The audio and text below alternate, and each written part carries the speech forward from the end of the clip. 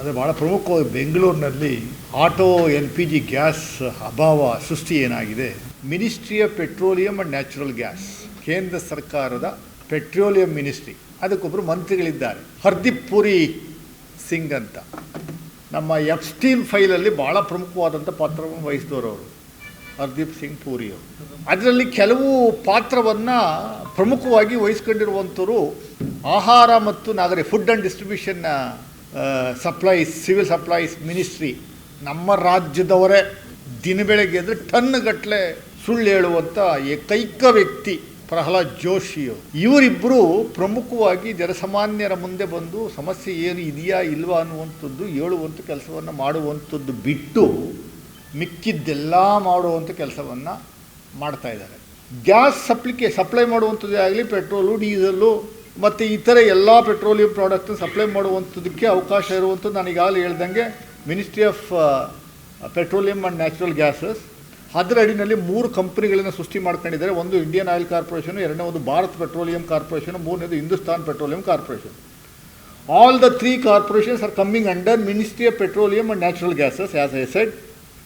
And also it is called as Government of India is also called as a Public Sector Oil Marketing Companies ಅಂತ, OMCS ಅಂತ ಕರೀತಾರೆ. OMCs ನಮ್ಮ ಕರ್ನಾಟಕದಲ್ಲಿ auto ಗ್ಯಾಸ್ನ supply ಮಾಡುವಂಥ ಬಂಕ್ಗಳು ಅವರೇ ಪ್ರಹ್ಲಾದ್ ಜೋಶಿ ಅವರೇ ನೀಡಿರುವಂಥ ಪ್ರಕಾರ 372 ಇದ್ದಾವೆ.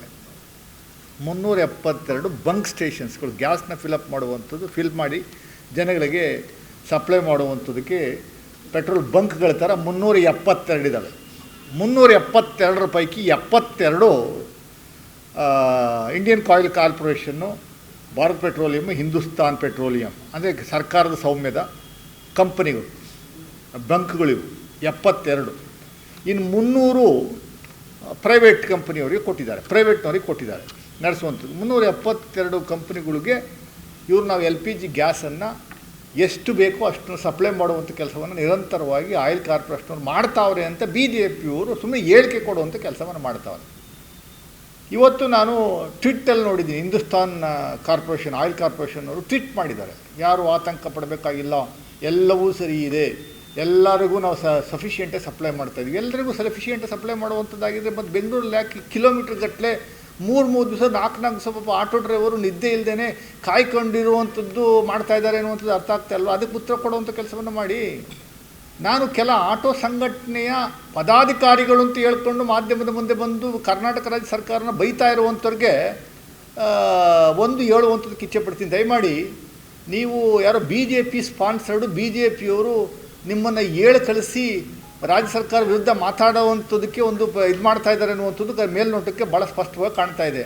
ಇದು ಬೇಸಿಕ್ ಕಾಮನ್ ಸೆನ್ಸ್ ಇರುವಂಥ ಒಂದು ವ್ಯವಸ್ಥೆ. ಇದು ಆಯಿಲ್ ಕಂಪನಿಗಳು ಮತ್ತು ಆಯಿಲ್ ಸಪ್ಲೈ ಮಾಡುವಂಥ ವ್ಯವಸ್ಥೆ, ಅದು ಪರ್ವ್ಯೂ ಯಾರು ವ್ಯಾಪ್ತಿಗೆ ಬರುತ್ತೆ ಅನ್ನುವಂಥದ್ದು ಫಸ್ಟ್ ಅರ್ಥ ಮಾಡ್ಕೊಳ್ರಿ, ಆಮೇಲೆ ಬಂದು ಮಾತಾಡಿ. ಕರ್ನಾಟಕ ರಾಜ್ಯ ವ್ಯಾಪ್ತಿನಲ್ಲಿ ಏನಾದರೂ ಒಂದು ಕಿಂಚಿತ್ತು 1% ನಮಗೇನಾದರೂ ಪವರ್ ಇರುವಂಥದ್ದು ಇದ್ದರೆ ದಯಮಾಡಿ ಹೇಳಿ, ಆ ಕೆಲಸವನ್ನು ನಾಳೆನೇ ಮಾಡ್ತೀವಿ ನಾವು.